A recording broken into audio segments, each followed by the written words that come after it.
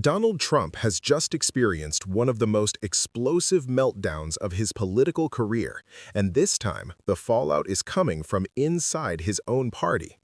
Republican lawmakers are now publicly questioning whether he should remain in office after a Truth Social tirade so extreme that even longtime allies are backing away.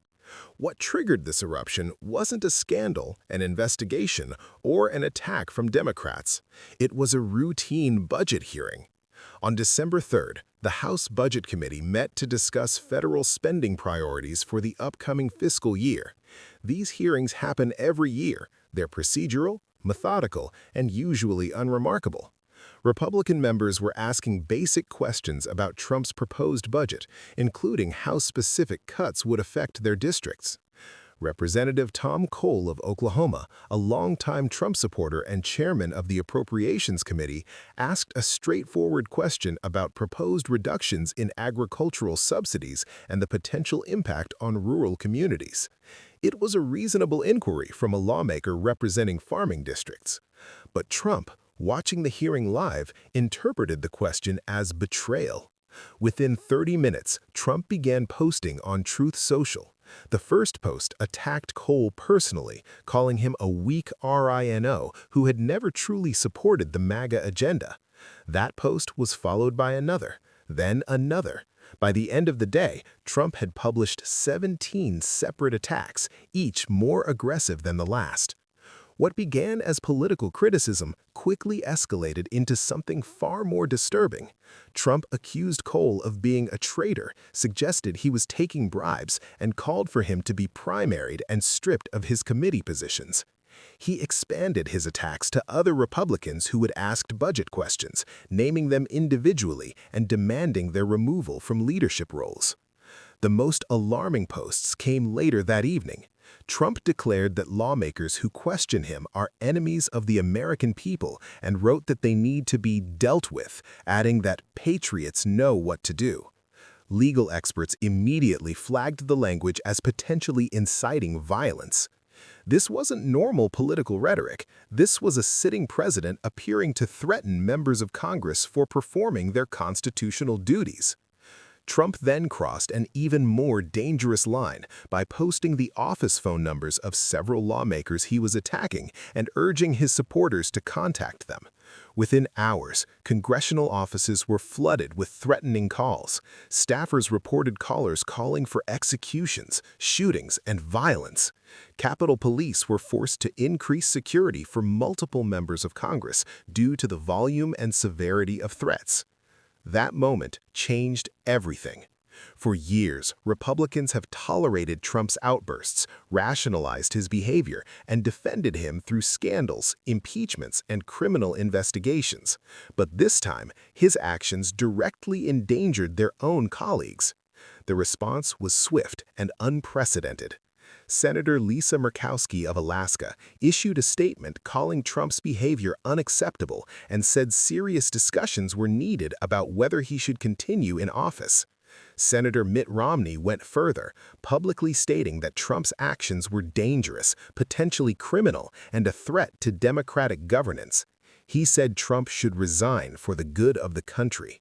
This wasn't fringe opposition. These were sitting Republican senators openly questioning Trump's fitness for office. And the pattern is impossible to ignore. Trump has repeatedly turned on his most loyal allies the moment they prioritized constitutional duty over personal loyalty. Mitch McConnell defended Trump for years, but the moment he acknowledged the legitimacy of the 2020 election, Trump unleashed months of personal attacks. Mike Rounds became a target simply for stating that the election was fair. Liz Cheney voted with Trump over 90% of the time, yet Trump made it his mission to destroy her career after she voted to impeach him. Kevin McCarthy showed near total loyalty, but when McCarthy needed Trump's support, Trump abandoned him without hesitation. Now Tom Cole joins that list. The message is clear. Loyalty to Trump is never enough. The moment a Republican does their actual job, asks a question, or tells an inconvenient truth, Trump treats it as betrayal. Legal experts say this episode may go beyond political misconduct. Former federal prosecutors have warned that threatening members of Congress to influence their official actions may violate federal law. Even conservative legal scholars who have defended Trump in the past called his language reckless and dangerous, noting that phrases like "patriots know what to do" carry a clear implication given the history of political violence linked to Trump's rhetoric. The consequences are already being felt. According to reports from Capitol Hill, some Republican lawmakers are privately reconsidering whether it's safe to conduct meaningful oversight.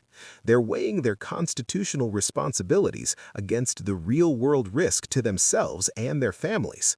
That is not a functioning democracy. That is governance by intimidation. Behind closed doors, establishment Republicans are panicking. Emergency meetings are being held. Senators are openly discussing what many now call the Trump problem. They know breaking with him could end their careers, but continuing to defend him could permanently damage the constitutional system. Trump's response to the backlash only made things worse. Instead of de-escalating, he doubled down. He attacked the Republican senators calling for his resignation, labeling them traitors and losers. He warned that any Republican who opposes him is finished politically and threatened primary challenges from MAGA-backed candidates. This wasn't damage control. It was a demand for absolute submission. At its core, this crisis isn't about a bad day on social media. It's about whether Congress can function as a co-equal branch of government when a president responds to oversight with threats that lead to death threats.